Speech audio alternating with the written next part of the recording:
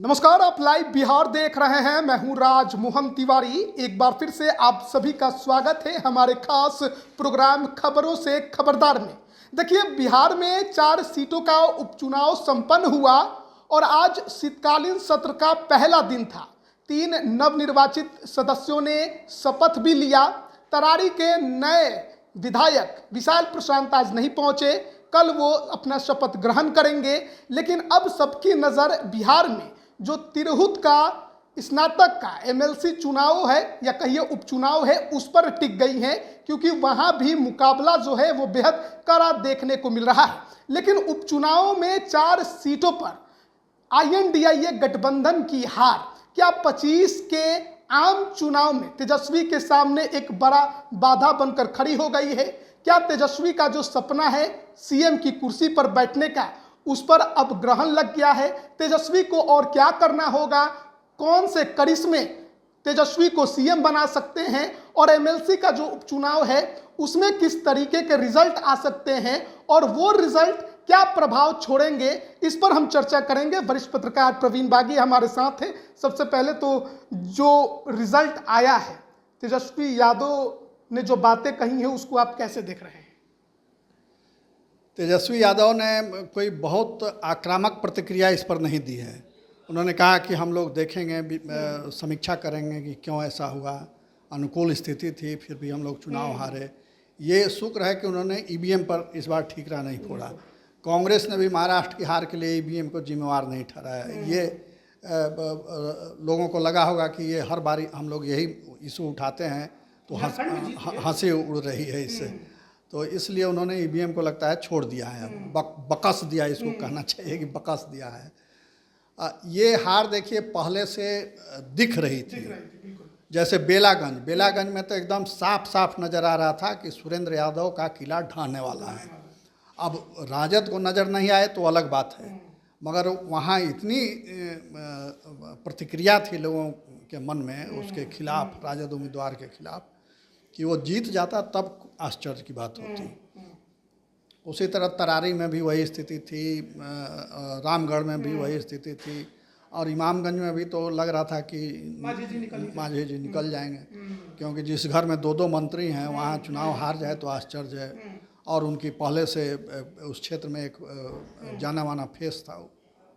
तो अब ये परिणाम जो है राजद के लिए एक बड़ा झटका है, क्योंकि ठीक साल भर बाद नवंबर में ही चुनाव होना है, और ये नवंबर महीना है, नवंबर में ही अगला विधानसभा चुनाव होना है।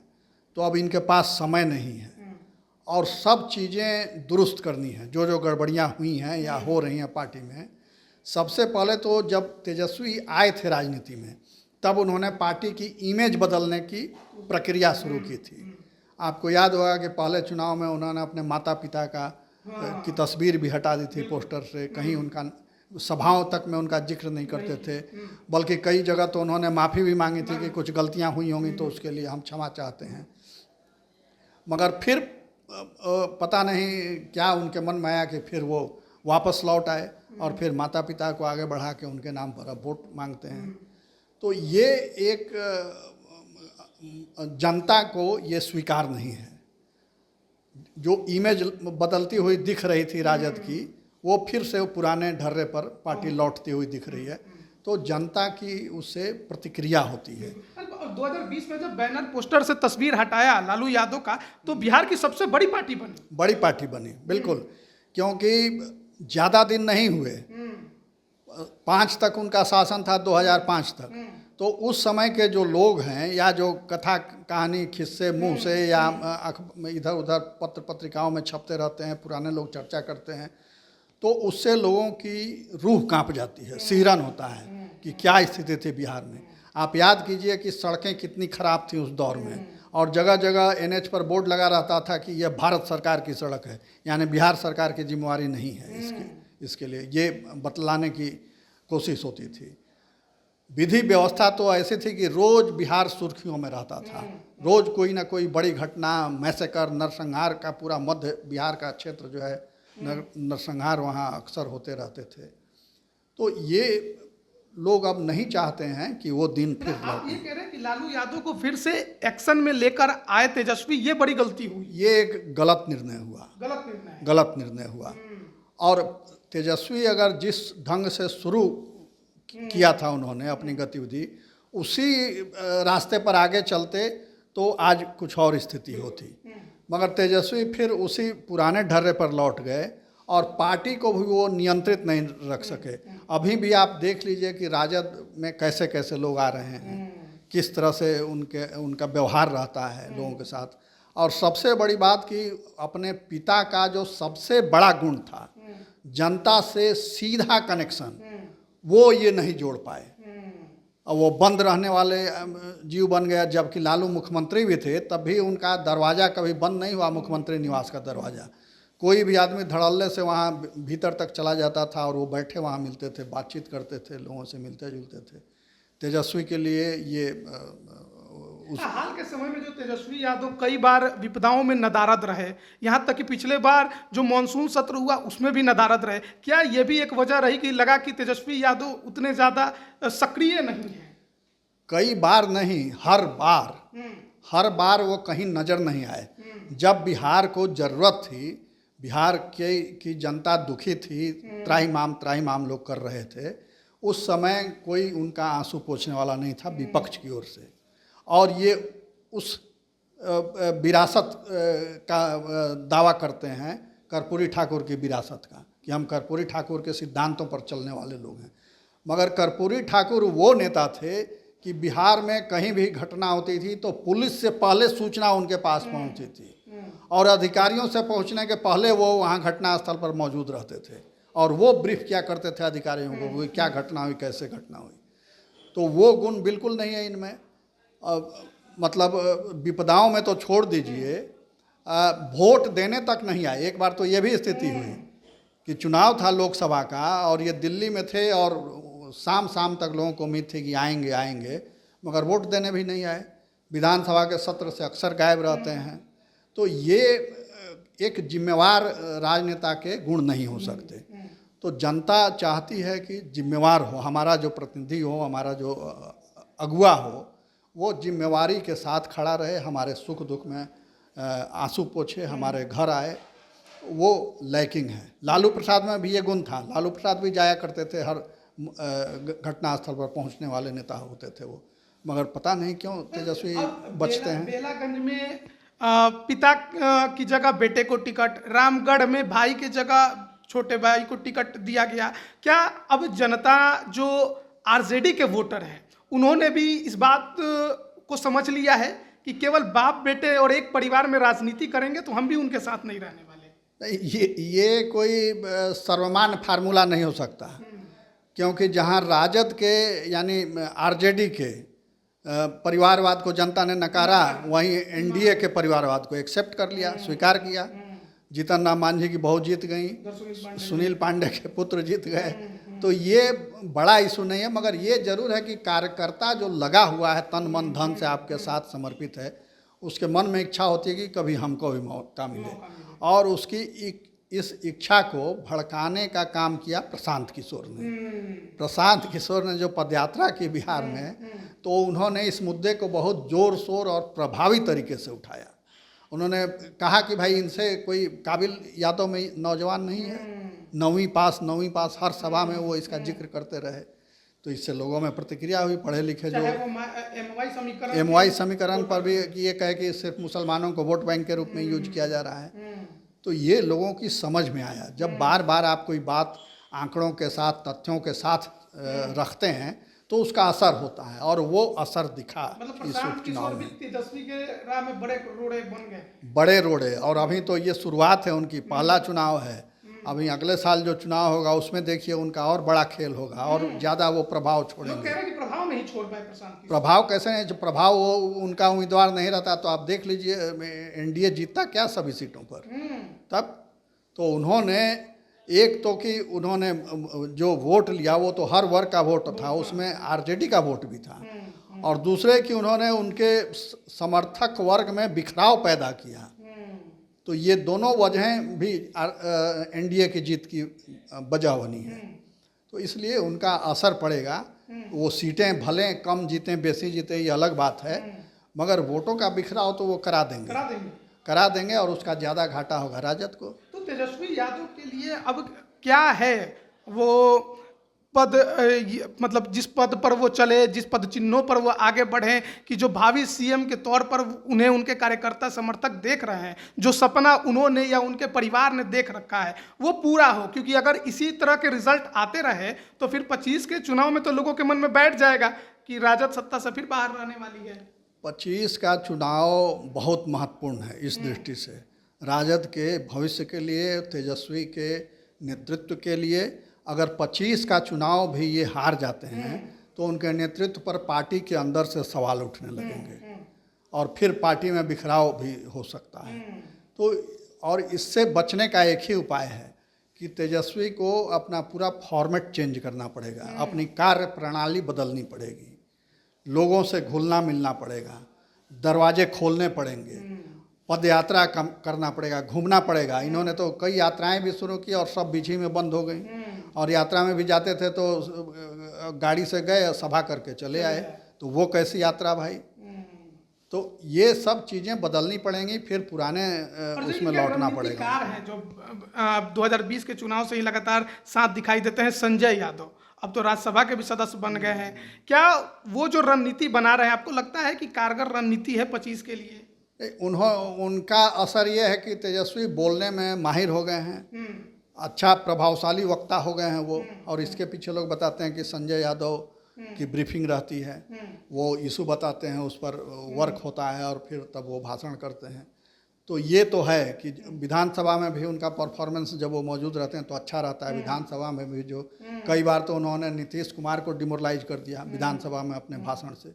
तो ये सब खासियत है। सिर्फ पब्लिक कनेक्शन उनका जो है टूट गया है, उसको मजबूत करने की ज़रूरत है, कार्यकर्ताओं के बीच रहने की ज़रूरत है, घुलने मिलने की ज़रूरत है।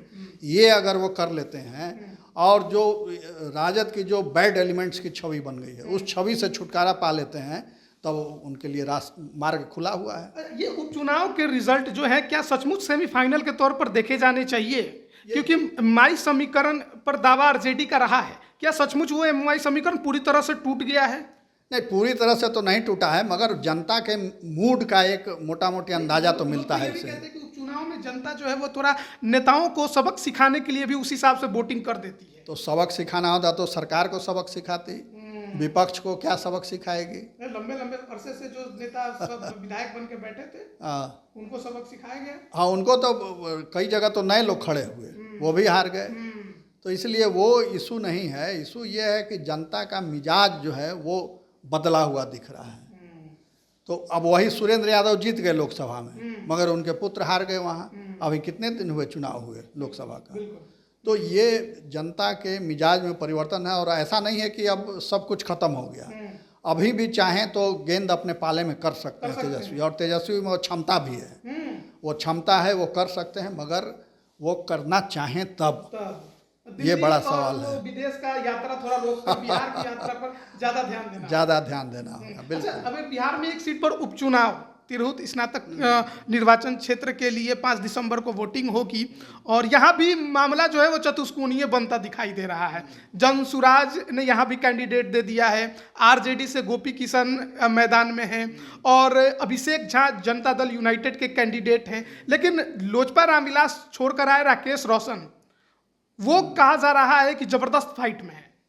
राकेश रोशन इसलिए कि उनके पिताजी जो थे ब्रिजनाथी सिंह, उनका प्रभाव था और उनका एक बड़ा समर्थक वर्ग भी, और वो उस राघवपुर में राबड़ी देवी को, लालू प्रसाद को चुनौती देते रहते थे, तो उसका लाभ मिलेगा इनको। और मेहनत भी उन्होंने की है काफ़ी वोटर बनाने में। ये चुनाव बेसिकली होता है कि जो कैंडिडेट जिसने पहले मेहनत कर ली, ज़्यादा लोगों को वोटर बना लिया, वो उसकी जीत तय होती है। तो इन्होंने मेहनत की है, वोटर बनाया है, मगर राजद का, जदयू का आधार और बड़ा है, क्योंकि वहाँ देवेश चंद्र ठाकुर कई बार से एमएलसी रहे हैं वहाँ, और वो अभिषेक झा के साथ घूम रहे हैं। अभिषेक झा ने अपने को खुद डेवलप किया है, अच्छा वो भी बोलते हैं, और वोटर बनाने में भी उन्होंने मेहनत की है। तो मुकाबला इन्हीं दोनों में लगता है। कि जदयू के साथ राकेश रोशन का मुकाबला होगा।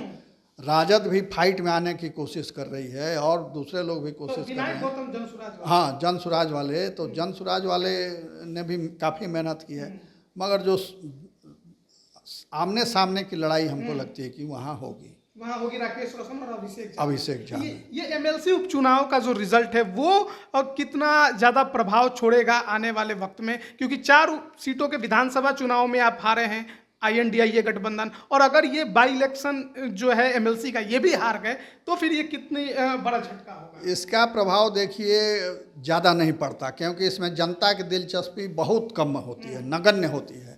इसमें आम आदमी वोटर ही नहीं होता है, गिने चुने लोग वोटर होते हैं। तो मगर ये है कि साइकोलॉजिकल असर, एक मनोवैज्ञानिक दबाव पड़ता है। जो हार गया, जो पार्टी अगर हार गई, कैंडिडेट हारा, इंडिपेंडेंट हारा तो कोई बात नहीं, मगर पार्टी, और वो भी स्थापित पार्टी, बड़ी पार्टी, रूलिंग पार्टी हार जाती है तो उसका असर पार्टी के कार्यकर्ताओं पर पड़ता है और एक हवा बनती है कि इनके खिलाफ लोग हैं। तो ये असर तो पड़ेगा। अब जो हारे जो जीते उसके पक्ष और विपक्ष में हवा बनेगी, एक हवा बनने का काम होता है। अभी विधानसभा का भी सत्र चल रहा है, आज तो पहला दिन था, अब आगे अन्य दिनों की कार्यवाही होगी। कि क्या देख रहे हैं तेजस्वी यादव किस रूप में आपको देखना आप चाहते हैं उनको? क्योंकि अभी 4 सीटों की हार हुई है।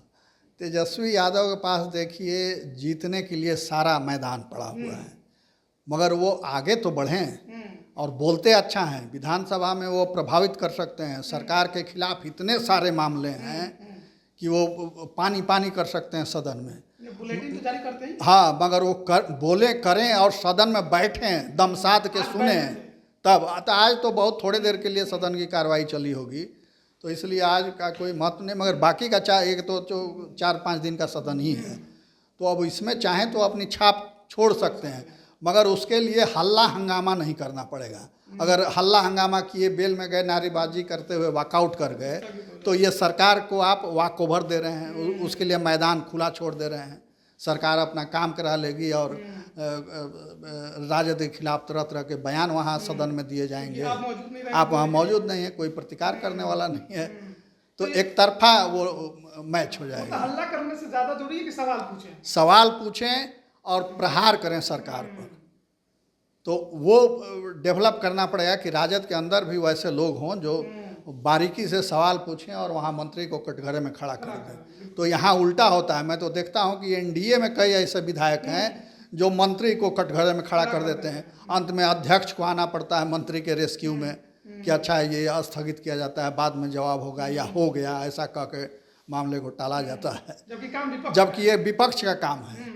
तो विपक्ष तो इसमें कहीं नजर नहीं आता है। अच्छा, एक और बात है कि जब से नई NDA की सरकार बनी है, लगातार एक चीज पर हमेशा चर्चा हुई है कि जो विधायकों ने पाला बदला उनकी सदस्यता अब तक बरकरार है।